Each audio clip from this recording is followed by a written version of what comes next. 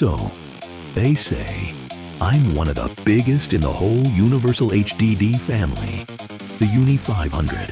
And honestly, look at me. They're not wrong. Today's the day. Moving day. 40,000 kilos of me.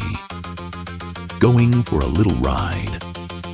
Try not to make it weird.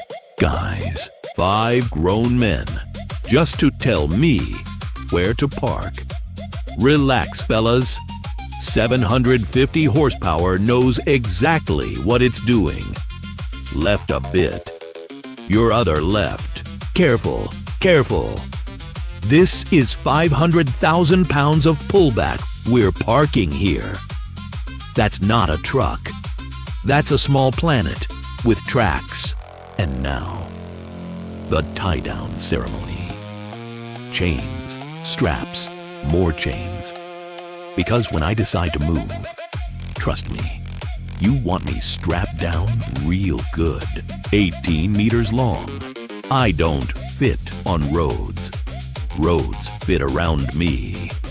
Little cars, adorable. Move along, and off we go.